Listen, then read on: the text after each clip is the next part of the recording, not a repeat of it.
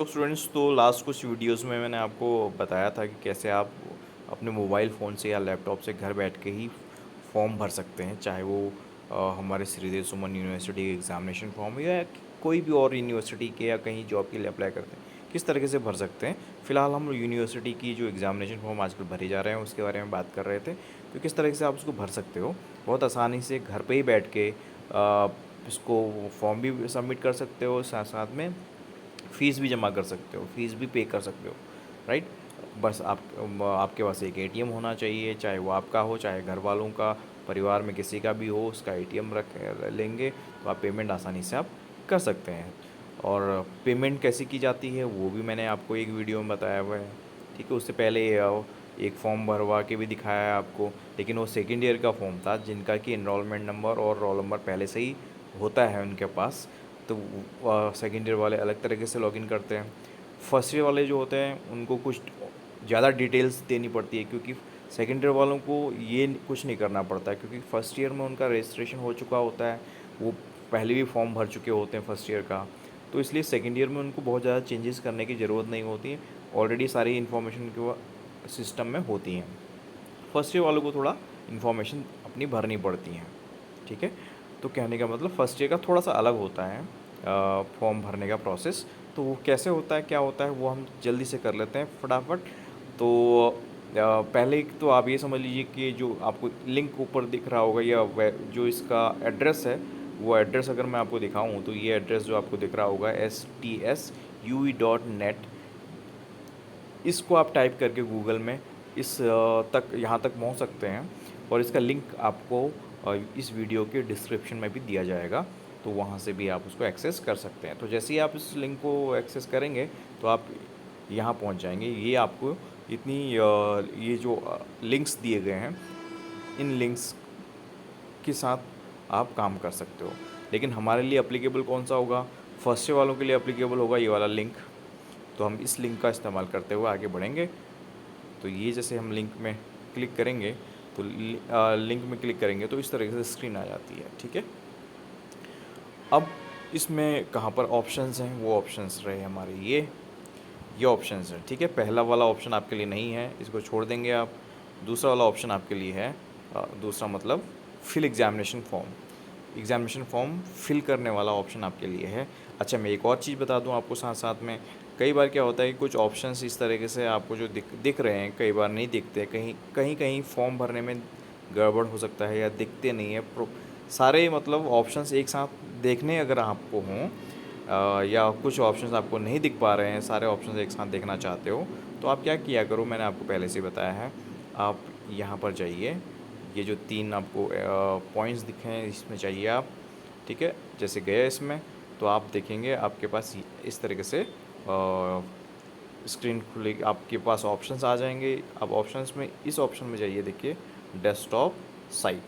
तो जैसे ही इसमें टिक करेंगे ना आप यहाँ पर, तो जैसे इसमें टिक करेंगे आप, टिक करने के बाद ये डेस्कटॉप मोड में चला जाता है। डेस्कटॉप का मतलब हो गया जैसे आपके कंप्यूटर सिस्टम या लैपटॉप में खुलता है ना वेबसाइट, वैसे खुल के दिखेगी आपको, वैसे फॉर्मेट में दिखेगा। जैसे मैं ट्राई करता हूँ तो आप देखिए ये आपका लैपटॉप या कंप्यूटर सिस्टम का जो विंडो होती है उसके थ्रू डिस्प्ले हो रहा है। आप देखिए इसकी डिस्प्ले थोड़ा सा बदल गई, तो सारे ऑप्शंस आपके स्क्रीन में आ गए हैं, आप देख पा रहे होंगे जितने भी ऑप्शंस हैं सारे ऑप्शंस आ गए, ठीक है। तो इसमें सबसे हमारे लिए जो अप्लीकेबल ऑप्शन है ये हमारे लिए नहीं है। पहला वाला मैं आपको बता दूं, ये हमारे लिए नहीं है, कॉलेज वालों के लिए है।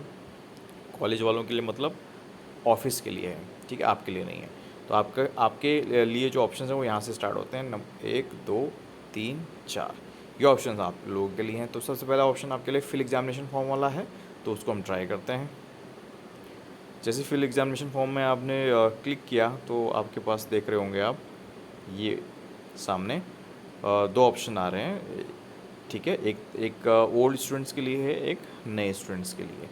नए स्टूडेंट मतलब फर्स्ट ईयर वालों के लिए। तो फर्स्ट ईयर वालों के लिए अगर हम क्लिक करें यहाँ पर, तो देखिए ये आप मांग रहे हैं आपका रजिस्ट्रेशन नंबर और मोबाइल नंबर। जैसे ही आप इसको फिल करेंगे तो सबमिट करेंगे तो आगे आप बढ़ेंगे। मैं बताता हूँ आपको किस तरीके से आगे बढ़ के दिखाएगा ये जो लॉगिन है। लॉगिन करने के लिए अगर आप देखते हैं यहाँ पर क्या बोला गया, एंटर रजिस्ट्रेशन नंबर या फिर मोबाइल नंबर, वही मोबाइल नंबर जो आपने रजिस्ट्रेशन करते टाइम दिया हुआ है, ठीक है। तो रजिस्ट्रेशन नंबर हो या मोबाइल नंबर हो, दोनों से एक्सेस कर सकते हो आप। रजिस्ट्रेशन नंबर फर्स्ट ईयर वालों को कॉलेज से दिया जाता है, ये आपको पता होना चाहिए। कॉलेज से अगर आपको रजिस्ट्रेशन नंबर मिल चुका है तो उसका इस्तेमाल करते हुए, या मोबाइल नंबर जो कि रजिस्टर्ड है आपका, उसको इस्तेमाल करते हुए आप लॉगिन कर सकते हैं। और लॉगिन होने के बाद कैसे स्क्रीन दिखाएगा वो आपको दिखा दूँ। तो जैसे ही आप लॉगिन करेंगे तो इस तरीके से आपकी स्क्रीन खुल जाएगी, ठीक है। तो इस तरीके से स्क्रीन खुलेगी तो सबसे पहले आपका कॉलेज का नाम दिया गया है, आपका रजिस्ट्रेशन नंबर यहाँ पर दिया गया होगा, ठीक है। रजिस्ट्रेशन नंबर यहाँ पर दिया गया होगा, जो कि मैंने अभी हटा दिया है, ठीक है, ताकि मिसयूज़ ना हो जाए इसका। तो रजिस्ट्रेशन नंबर आपका जो होगा वो यहाँ पर डिस्प्ले होगा, ठीक है। फैकल्टी जो आप स्ट्रीम में, साइंस, आर्ट्स, कॉमर्स, जिस स्ट्रीम में रेगुलर स्टूडेंट हैं आप, ठीक है। और बीएससी में है, एमएससी में, सॉरी बीएससी, बीकॉम, बीए जो भी है होगा, आपका नाम यहाँ पर डिस्प्ले होगा, फादर्स नेम डिस्प्ले होगा, मदर्स नेम अगर दिया हुआ है मदर्स नेम भी आएगा, डेट ऑफ बर्थ दी है तो डेट ऑफ बर्थ भी आएगी। और मैं तो कहता हूँ अगर आपके मदर्स नेम नहीं है इसमें तो आप मदर्स नेम डाल भी सकते हैं इसमें, और डेट ऑफ बर्थ भी आप इसमें डाल सकते हैं। तो कहने का मतलब हुआ ये कि जो भी डिटेल्स आपकी यहाँ पर नहीं दी हुई, मतलब आपने नहीं भरी हुई हैं, या यहाँ पर ब्लैंक दिख रहा है, तो वहाँ पर आप वो सारी डिटेल्स भर सकते हो। तो जैसे डेट ऑफ बर्थ आप सेलेक्ट कर लें, ठीक है, ये सेलेक्ट करना तो आता ही होगा, मुझे लगता नहीं इसको ज़्यादा आपको कोई दिक्कत आएगी आपको। मदर्स नेम, ठीक है, चलो मैं मदर्स नेम भी आप डाल सकते हैं, कोई ऐसी दिक्कत है नहीं इसमें, ठीक है। और बाकी जेंडर वगैरह तो आपका होगा ही ऑलरेडी। अगर हाँ, कई बार गलती से मुझे लग रहा है इसमें ये एक्चुअली किसी लड़की का है, लेकिन इसमें ये मेल दिखा रहा है, तो हो सकता है आपका जेंडर भी इस तरीके से कहीं गलती से मेल लिख दिया हो, तो उसको फीमेल कर देना।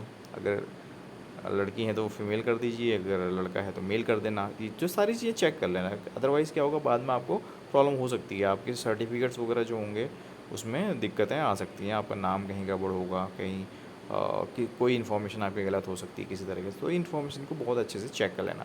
और कैटेगरी कौन सी है, जनरल के हैं आप, ओबीसी, एससी, एसटी, जो भी कैटेगरी के हैं वो आप लिख दोगे। अगर ऑलरेडी टिक है उसमें तो बहुत अच्छी बात है, नहीं है तो आप उसको सही कर लीजिए। फिर उसके बाद सब कैटेगरी आती है, ठीक है, सब कैटेगरी। और सब कैटेगरी में भी यहाँ पर ऑप्शंस होते हैं, क्या क्या ऑप्शन होते हैं वो मैं आपको बता देता हूँ जल्दी से। तो स्टूडेंट्स मैं बताना चाह रहा था आपको, जो भी बॉक्स खाली दिख रहे हैं आपको उसमें आप भर सकते हैं, जैसे मम्मी का नाम हो गया अपना, है ना, मदर का नाम हो गया, उसके अलावा डेट ऑफ बर्थ जो इम्पोर्टेंट होती है किसी भी सर्टिफिकेट के लिए, तो आप डेट ऑफ बर्थ भी यहाँ पर सेलेक्ट करेंगे। तो कैसे सेलेक्ट करेंगे इसको मैं आपको बताना चाह रहा हूँ। तो आपको स्क्रीन में इस तरीके से दिखाई दे रहा होगा, जैसे आप उसको उसमें क्लिक करेंगे उस बॉक्स में तो ऐसा दिखेगा आपको, करंट वाली डेट आ रही होगी, मतलब मंथ आ रहा होगा, जुलाई मंथ आ गया, 2021 का आ रहा, ठीक है। ऑब्वियस है इसमें तो आपकी डेट ऑफ बर्थ होगी नहीं, तो आपको बैक जाना पड़ेगा, ठीक है। मतलब इस एरो से आप वापस जाएंगे, तो जैसे इसमें दबाएंगे आप तो कैसे कैसे आ जाएगा दिखाता हूँ मैं आपको। तो वो इस तरीके से आ जाएगा, कुछ वो इस तरीके से आ जाएगा, ठीक है। जैसे ही मैं बैक गया तो वो इस तरीके से आ गया, 2021 दिखाने लग गया। 2021 के अलग, मतलब वहाँ तो केवल जुलाई था ना, अब यहाँ पर सारे मंथ्स दिखाने लग गया, देखिए आप, ये सारे मंथ दिखा। आप इसमें भी होगा नहीं 2021 में, दूसरे मंथ में भी नहीं होगा, सीधी सी बात है ना। तो इसको भी हम, ये भी हमारे लिए नहीं है। अब हमको क्या करना है, फिर वापस जाना पड़ेगा, ठीक है। तो अगर आप पीछे जाएंगे, जैसे ही अगर आप इसको इसके थ्रू जाएंगे ना पीछे, तो ये 2021 की जगह 2020 आ जाएगा, ठीक है। और आगे जाएंगे तो बेसिकली अगर यहाँ से जाएंगे आगे जाएंगे तो 2022 आ जाएगा, ठीक है। तो अब हमको मान लीजिए 2004 ढूंढना है, सपोज़ 2004 की हमारी पैदाइश है, डेट ऑफ बर्थ जो है हमारी 2004 की है मान लीजिए। तो हम कैसे वहाँ तक पहुँच डायरेक्ट, अब नहीं तो क्या है, आपको देर लगेगी ना। आप सीधे से देखिए, अगर आप पीछे जाते रहेंगे एक एक करके, एक बार दबाएंगे तो 2020 आएगा, फिर दबाएंगे 2019 आएगा। अब मैं चाहता हूँ कि डायरेक्टली मुझे 2004 दिखे, तो कैसे पॉसिबल है, आप क्या करेंगे, आप इसमें केवल, सॉरी, आप केवल इसमें टैप टैप करिएगा इस पे 2021 पे, ठीक है। आपको कुछ नहीं करना। 2000 जैसे आप 21 में दबाएंगे, 2021 दबाएंगे तो आपके पास ये इस तरीके से स्क्रीन खुल जाएगी। फिर आपकी इस तरीके से आ जाएगा, देखिए जैसे उस पर आपने किया वो इस तरीके से आ जाएगा, ठीक है। तो अगर ऐसे आ गया तो फिर आपको आसान हो जाएगा, आपका डेट ऑफ बर्थ या ईयर जो आपको ढूंढना है वो ईयर आप ढूंढ पाएंगे बड़ी आसानी से। आप अगर आपको लगता है कि 2010 19 में भी नहीं है आपका, क्योंकि ये सारे ईयर्स आ गए ना आपके पास, स्क्रीन में देख रहे होंगे आप। 2010 और 19 के बीच जो भी ईयर है आपके लिए अप्लीकेबल, ठीक है। अगर नहीं है अप्लीकेबल तो फिर बहुत आसान है, फिर क्या करना है, फिर से एक वापस मतलब एक स्टेप वापस लेना है आपको। मतलब इससे पहले 2010 और 2019 से पहले का स्लॉट लेना है आपको। तो जैसे इसमें आप दबाएंगे, इस एरो को दबाएंगे तो फिर आपको इस तरीके से दिखाई देगा। दिखाता हूँ आपको, ये देखिए 2000 2009 वाला आ गया ना। तो 2000 और 2009 मुझे लगता है ये अप्लीकेबल होगा ज़रूर आपके लिए, ठीक है ना। इसमें से ही आपके मुझे लगता है आपका जो ईयर है बर्थ का वो पता दिख जाएगा। जैसे कि मुझे 2004 चाहिए था मान लीजिए, तो 2004 आपको मिल गया, 5 है तो ये मिल गया आपको, है ना। तो इस तरीके से आपका ईयर आपको दिख गया जो भी बर्थ ईयर है। तो वैसे आसान है, वैसे आपको आता भी होगा मुझे लगता है बहुत सारे स्टूडेंट्स को, बट फिर भी मैं आपको बता दूँ जो थोड़ा इससे असहज होता है, अनकम्फर्टेबल फील करता है, समझ में नहीं आता है। और कई बार क्या होता है हम लोग उसको एक एक करके वापस जा रहे होते हैं ना, तो वो उसमें टाइम कंज्यूम हो जाता है। और कई बार फॉर्म हमको स्पीड से भरने होते हैं, नहीं तो हमारा टाइम जो है वो एक्सपायर हो जाता है, सेशन एक्सपायर हो जाता है ना, इसलिए हमको जल्दी जल्दी काम करना होता है। तो इसलिए आपने देखा पीछे गए तो फिर अगर आप और पीछे जाएंगे तो ये फिर और 10 साल पीछे चला जाएगा, है ना। तो इस तरीके से पीछे जाता रहेगा। अगर हम मान लीजिए मुझे 1991 चाहिए तो हमें मुझे पीछे जाना पड़ेगा, ठीक है ना। तो अब आपके लिए तो इतना ही अप्लीकेबल होगा। मान लीजिए मैंने 2004 को सिलेक्ट किया तो कैसे दिखाएगा ये, उसके बाद 2004 को सेलेक्ट करने के बाद ये इस तरीके से दिखाएगा। देखिए 2004 आ गया। अब 2004 का मंथ्स वो दिखा रहा है आपको। 2004 के मंथ्स में जब मान लीजिए मुझे कोई एक मंथ पर्टिकुलरली चाहिए, ठीक है। अब उस मंथ में मार्च मार्च का ले लेते हैं चलिए, या जो भी मंथ आपको आपका है। मैंने तो ऐसे ही ले लिया, 2004 भी ऐसे ही लिया। अब मैंने मार्च लेना चाह रहा हूँ, तो आपका जो ईयर होगा वो लेंगे, जो मंथ होगा वो लेंगे, जो भी आपका डेट ऑफ बर्थ है ना उसके हिसाब से लोगे आप, ठीक है।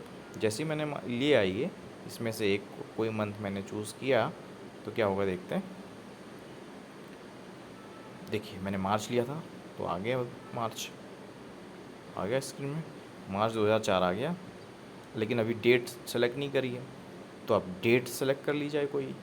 जैसे अब इनमें से जो भी आप अप्लीकेबल है कोई डेट, हाँ हालांकि मैं तो ऐसे ही ले रहा हूँ डेट अभी, ठीक है ना। लेकिन जो भी डेट हम लेते हैं वो फिर किस तरीके से डिस्प्ले हो जाएगा, देखिए फाइनल वो डेट हो जाएगी। फिर देखिए ईयर भी आ गया, मंथ भी आ गया। अब डेट चाहिए थी, डेट भी अगर आ गई तो कैसे दिखाएगा वो, ये इस तरीके से दिखाएगा वो, ठीक है। स्क्रीन में आप देख पा रहे होंगे। तो आपकी मैंने 10 तारीख सेलेक्ट किया, 10 मार्च 2004, ये डेट ऑफ बर्थ ऐसे सेलेक्ट होके आ जाएगी। तो बहुत सिंपल है, ज़्यादा इसमें कॉम्प्लिकेट नहीं। तो इस तरीके से अगर आपकी डेट ऑफ बर्थ जो है वो यहाँ पर सेलेक्ट होके आ जाएगा, ठीक है।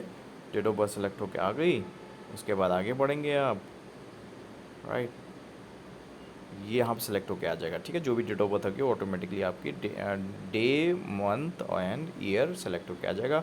मदर्स नेम आपका जो है इंग्लिश में आप उसको लिख दीजिए, इंग्लिश में लिखिए, ठीक है। और ये अगर आपका इन मान गलती से मेल का फीमेल, फीमेल का मेल हो गया, उसको आप चेंज कर लीजिए, ठीक है। चेंज कर सकते हैं, कोई दिक्कत नहीं है, ठीक है। और आपका कैटेगरी अगर आपकी कुछ है गलत हुई है उसको करेक्ट कर लीजिए, ठीक है।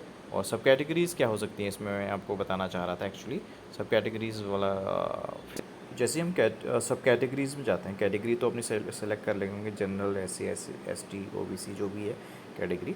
उसके बाद सब कैटेगरी में जाते हैं तो ये ऑप्शंस आते हैं, ठीक है। पहला वाला ऑप्शन ये तो लगता है मुझे ये इसका मतलब है नॉट अप्लीकेबल। अगर इसको सेलेक्ट करेंगे तो ये अप्लीकेबल नहीं होगा।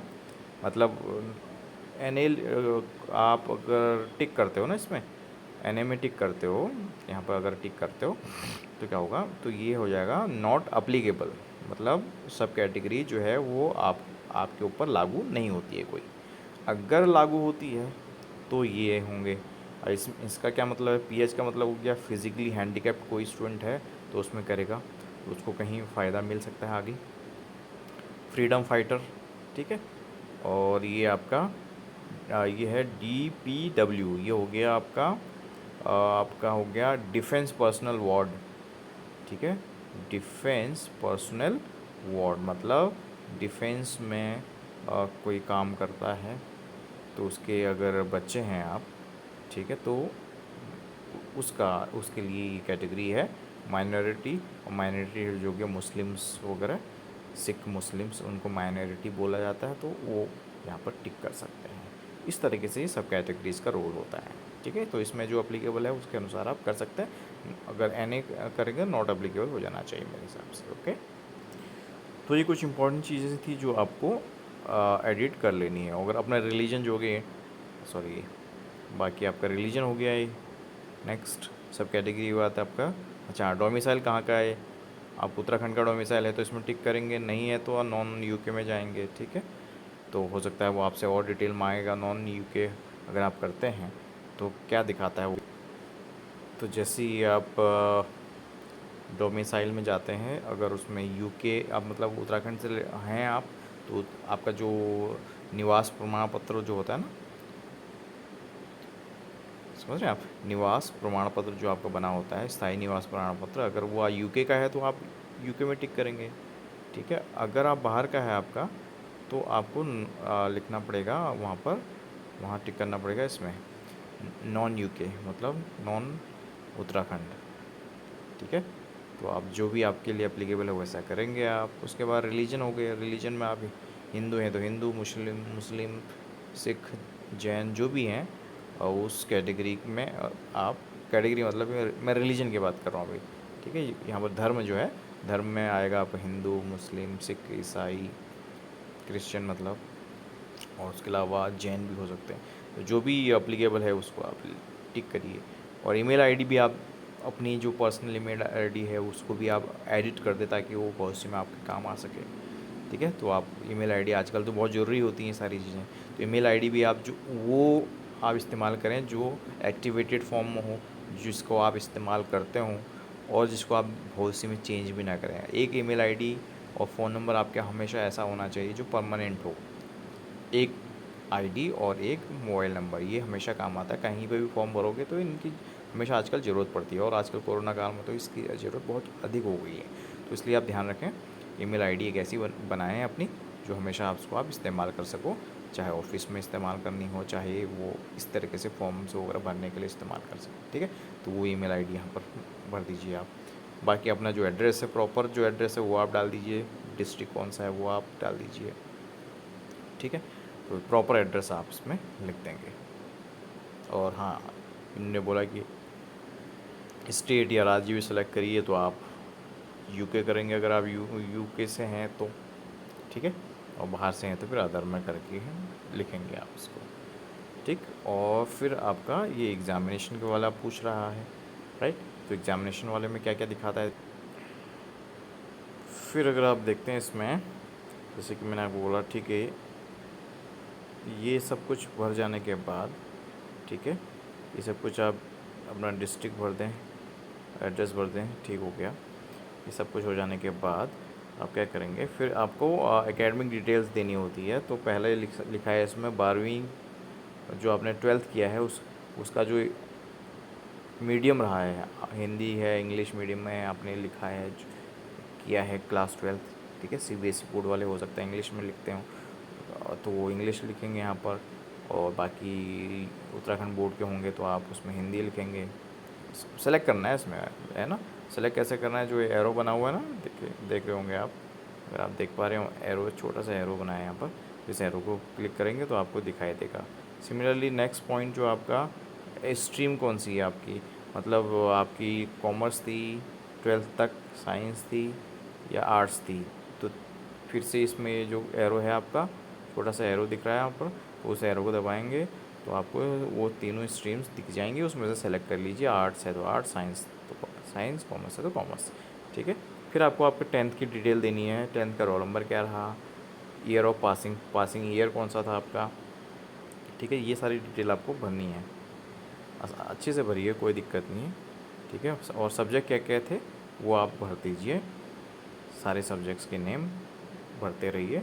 कॉमा करती कॉमा करिए, कॉमा एक्सेप्ट नहीं कर रहा है तो बिना कॉमा के भी आप लिख सकते हो, वैसे कॉमा एक्सेप्ट करेगा, ठीक है। एक एक सब्जेक्ट जैसे हिंदी कॉमा, इंग्लिश, इस तरीके से लिखते जाएं, ठीक है। अगर मान लीजिए एक्सेप्ट नहीं कर रहा, बाद में कोई प्रॉब्लम आ रही है तो कॉमास हटा दीजिए, ठीक है, अदरवाइज़ लिखेंगे।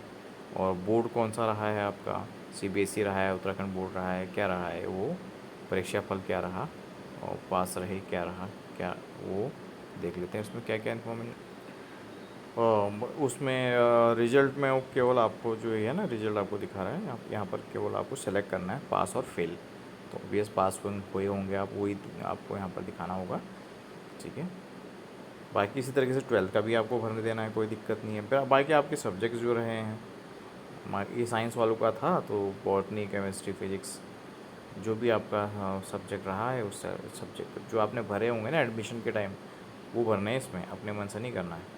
एडमिशन के टाइम जो आपने भरा है, जो आप सब्जेक्ट्स ले रहे हैं, उन सब्जेक्ट्स को यहाँ पर टिक करेंगे। यहाँ पर ये जो बॉक्स बना हुआ है, उस बॉक्स में टिक करेंगे तो वो सेलेक्ट हो जाएगा। सेलेक्ट करने हैं जो भी सब्जेक्ट्स हैं आपके हैं, ठीक है, ओके। उसके अलावा नेक्स्ट है हमारा जो सबसे इम्पोर्टेंट चीज़ें हैं, वो आपको एक फ़ोटो जो पासपोर्ट साइज़ की होनी चाहिए, और कोशिश करिए लेटेस्ट से लेटेस्ट डालने की, ठीक है, लेटेस्ट फ़ोटोग्राफ जो भी है। लेकिन हाँ, उसको अपने मोबाइल फ़ोन से भी खिंचवा सकते हैं, आसपास कोई अपने फ्रेंड से या कोई फैमिली मेम्बर से, ठीक है। लेकिन सामने की फ़ोटो खिंचाएँ, एकदम सामने हो आपका, और आपका जो चेस्ट पोर्शन है उससे ऊपर की फ़ोटो हो, सामने से हो, और उसको क्रॉप वगैरह करके आप सही कर सकते हैं, ठीक है। तो वो, और लेकिन उसका साइज़ डिस्क्रिप्शन यहाँ पर दिया हुआ है कि उसका मैक्सिमम जो साइज़ है ना, फाइल साइज़ जो होता है वो केवल 50 KB होनी चाहिए। और यहाँ पर सिग्नेचर भी चाहिए, तो सिग्नेचर के लिए क्या करें आप, एक प्लेन पेपर में सिग्नेचर कर लें और उसकी भी फ़ोटो ले लें, उसको भी क्रॉप कर लें, और उसका साइज़ चाहिए हमको, फाइल साइज़ केवल 20 KB चाहिए, ठीक है। तो ये चीज़ें चाहिए हमको, ताकि आप अपने फ़ोन में रखें उसको, और फिर उसको यहाँ अपलोड कर लें। अपलोड करने का ये एक ऑप्शन हमारे पास देख रहे होंगे, अपलोड फ़ोटो एंड सिग्नेचर, ठीक है। अच्छा, इसके लिए फ़ोटो अपलोड और आपको ये सिग्नेचर अपलोड के लिए एक वीडियो मैंने अलग से बनाया है, ठीक है, वो भी इसकी लिंक में आपको दे दिया जाएगा। मतलब कहने का मतलब डिस्क्रिप्शन में इसका लिंक आपको जल्दी से प्रोवाइड कर दिया जाएगा, ज़रूर प्रोवाइड कर दिया जाएगा, ठीक है। तो ध्यान रहे कि इन दोनों एक फ़ोटोग्राफ जो है आपकी, उसका 50 KB मैक्सिमम साइज़ होना चाहिए, और सिग्नेचर का मैक्सिमम 20 KB होना चाहिए। और कैसे फ़ोटोग्राफ या सिग्नेचर को आप किस तरीके से रीसाइज़ कर सकते हो। एक्चुअली जब हम फ़ोटो खींचते हैं तो उसका वो एमबीज़ में होता है या केबी में भी होता है, तो बहुत जैसे 500 1000 केबीज़ में हो सकता है आपकी कोई फ़ोटोग्राफ होती है। अब उसको हमने क्या करना है, केवल 50 KB में, बहुत कम साइज़ में उसको कन्वर्ट करना है। तो उस कन्वर्ट करने के लिए मैंने एक वीडियो बनाया है, वहाँ उसमें लिंक भी आपको दिया है। तो उस लिंक के थ्रू उस वीडियो को, सॉरी, उस फ़ोटोग्राफ को या सिग्नेचर को बहुत आसानी से आप क्या कर सकते हो, रीसाइज़ कर सकते हो। जैसी रिक्वायरमेंट है उसके अनुसार आप उस फ़ोटोग्राफ का साइज़ बदल सकते हो। साइज़ बदल लाने के बाद उसको कहीं सेव कर लीजिए। सेव करने के बाद क्या करेंगे आप, यहाँ से ये जो ऑप्शन दिख रहे होंगे आपको, चूज़ फाइल, फ़ाइल चूज़ करिएगा, सिग्नेचर के लिए सिग्नेचर और फ़ोटो के लिए फ़ोटो फाइल सेव करिए, सॉरी, चूज़ करिए, सेलेक्ट करिए, तो वो आपकी गैलरी वगैरह में लिख के जाएगा, डायरेक्ट गैलरी से सेलेक्ट कर लीजिए। सेलेक्ट करने के बाद फिर ये ऑप्शन आता है अपलोड फ़ोटो एंड सिग्नेचर, बड़ा आसानी से करेंगे। उसके बाद ही आपकी, जैसे आप उसको सॉरी जैसे आप सेलेक्ट करेंगे ना एक्चुअली, और आपका फ़ोटोग्राफ और सिग्नेचर जैसे आप सेलेक्ट करेंगे वो यहाँ पर दिखाने लग जाएगा। वो उसका फ़ाइल नेम जो होता है ना, मान लीजिए आपने अपने फ़ोटो को अपने नाम से सेव किया हुआ है, मान लीजिए राहुल कोई लड़का है, राहुल ने अपनी फ़ोटोग्राफ राहुल नाम से सेव की है, उस फाइल का नाम यहाँ पर राहुल लिखा आ जाएगा, ठीक इसी तरीके से सिग्नेचर का भी नाम, सिग्नेचर की जो फाइल है उसका भी नाम आ जाएगा अगर आप उसको चूज़ कर लेते हैं। अब चूज़ करना ही नहीं, उसको फिर क्या करना है हमको, अपलोड भी करना है। तो अपलोड फ़ोटो एंड सिग्नेचर साथ ही करने होंगे आपको। पहले दोनों को आप चूज़ कर लीजिए, मतलब सेलेक्ट कर लीजिए फ़ोटोग्राफ को भी और सिग्नेचर को भी, उसके बाद उसको अपलोड के लिए लगा दीजिए। जैसे आप अपलोड करेंगे थोड़ा टाइम लेके वो फिर फ़ोटोग्राफ और आपका फ़ोटो और सिग्नेचर दोनों यहाँ पर डिस्प्ले होने लगेंगे। जैसे ही डिस्प्ले हो गए तो समझ जाइएगा कि आपकी जो फ़ोटोग्राफ और सिग्नेचर है वो अपलोड हो गए। अब आप सबमिट करने के लिए उसको रेडी हो जाएंगे। ठीक है, तो सेव करिए और आगे उसको प्रोसेस करिए। ठीक, आगे प्रोसेस करने के लिए फिर उसको ये वाला जो आपको यहाँ पर मैं नहीं दिखा पा रहा हूँ आपको, लेकिन ये जो लास्ट में दिख रहा है आपको आपके दाएं साइड पे सेव एंड प्रोसेस में, प्रोसीड में, उसको आप क्लिक करेंगे। ठीक है, तो इस तरीके से जो जो इन्फॉर्मेशन वो मांगते रहते हैं वो इन्फॉर्मेशन आप भरते रहिए और सेव करके उसको आगे बढ़ते रहिए। फाइनली बहुत ज़्यादा उसमें डिटेल आपको भरनी नहीं है, जल्दी से आपका फिर उसको सबमिट हो जाएगा। सबमिट कर लेंगे आप, तो once you submit this form तो ये काम हो जाएगा आपका ओवर। और फिर उसके बाद आप क्या कर सकते हैं, नेक्स्ट स्टेप आपका होगा ये जो स्क्रीन में आपको दिखाऊं मैं, प्रिंट एग्जामिनेशन फॉर्म। आप जो भी एग्जामिनेशन फॉर्म, अच्छा ये तो तभी अप्लीकेबल होगा, सॉरी, प्रिंट एग्जामिनेशन फॉर्म ये तब अप्लीकेबल होगा जब आप फ़ी पे कर देंगे। हाँ, अब कहने का मतलब एग्जामिनेशन फॉर्म फिल करने के बाद आपका नेक्स्ट ऑप्शन होगा पेमेंट करने का, तो पे एग्जामिनेशन फ़ी। तो इसके लिए मैंने वीडियो बनाई है अलग से, तो उसका भी लिंक आपको प्रोवाइड कर दिया जाएगा। तो बहुत आसान है, एटीएम के थ्रू आप पेमेंट कर सकते हैं बहुत आसानी से। ठीक है, तो जैसे आप एग्ज़ामिनेशन फ़ी पे कर देंगे तो फिर आप आराम से एग्ज़ामिनेशन फॉर्म जो होगा उसको प्रिंट निकालने के लिए अपने मोबाइल फ़ोन में सेव कर सकते हो, पीडीएफ में वो सेव हो जाएगा। ठीक इसी तरीके से पेमेंट करने के बाद आप जो फ़ीस की जो स्लिप होती है, रिसिप्ट होती है, उसको भी प्रिंट करने के लिए सेव कर सकते हो। तो ये दोनों चीज़ बड़ी ज़रूरी होती हैं, एग्ज़ामिनेशन फॉर्म को प्रिंट करना और फिर रिसिप्ट को प्रिंट करना, क्योंकि ये कॉलेज में आपसे मांगा जाएगा फ्यूचर में।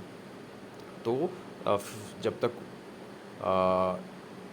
आप इसको प्रिंट नहीं निकाल लेते तब तक अपने फ़ोन में इसको सेव करके रख लीजिए। सेव करने के बाद इसको आप अपने पेन ड्राइव में भी ट्रांसफ़र कर सकते हैं। जैसे कि मैंने बताया ओटीजी केबल आती है, उस ओटीजी केबल के थ्रू आप पेन ड्राइव में ट्रांसफ़र करिए।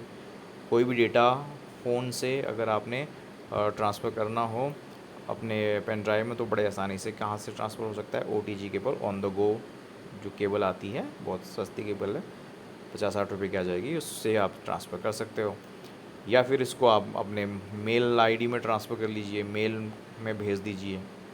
ठीक है, बहुत आसानी से आप। अच्छा एक चीज़ और बता दूँ, आप खुद अपने को भी हम मेल कर सकते हैं, पता है ना आपको, अपने मेल से, अपने मेल आईडी से, अपने जीमेल से आप अपने को ही मेल भी कर सकते हो। तो ये भी सीख लिया करो आप। तो कोई भी फ़ोटोग्राफ, कोई भी किसी सिग्नेचर को अगर आपने सेव करके रखना है, तो कोई भी डॉक्यूमेंट को सेव करके रखना है, तो ये भी आप तरीका आपके पास है। अदरवाइज़ वो हमारे पास गूगल ड्राइव तो होता है, ठीक है ना, तो गूगल ड्राइव में सेव करना सबसे बेटर है। तो इन चीज़ों को गूगल ड्राइव वगैरह में सेव कर लो आप, और जब ज़रूरत है प्रिंट आउट निकालने की आप तब प्रिंट आउट निकाल सकते हो बहुत आसानी से। ठीक है, ताकि आपको केवल प्रिंट आउट का ही खर्चा लगेगा, 20-30-40 रुपये से आपका काम बन जाएगा। अननेसेसरीली आपको साइबर कैफ़े में जाने की ज़रूरत नहीं पड़ेगी और ना आपको खर्च करने की ज़रूरत पड़ेगी। तो आसानी से घर बैठे आप फॉर्म भर सकते हैं, और इससे फॉर्म भरने से एक बार फॉर्म भर देंगे फिर कॉन्फिडेंस भी बढ़ जाता है। आगे आने वाले टाइम पे कोई भी फॉर्म, किसी भी तरह का फॉर्म आप ऑनलाइन मोबाइल फ़ोन से भर सकते हो, राइट। तो वीडियो बहुत ज़्यादा लंबी होने जा रही है, तो इससे पहले कि लंबी ज़्यादा हो जाए मैं यहीं पर इसको ख़त्म करता हूँ। आई होप कि you will do this at your home by your mobile phone, right. Thank you so much, मिलते हैं नेक्स्ट वीडियो में। Bye bye, enjoy.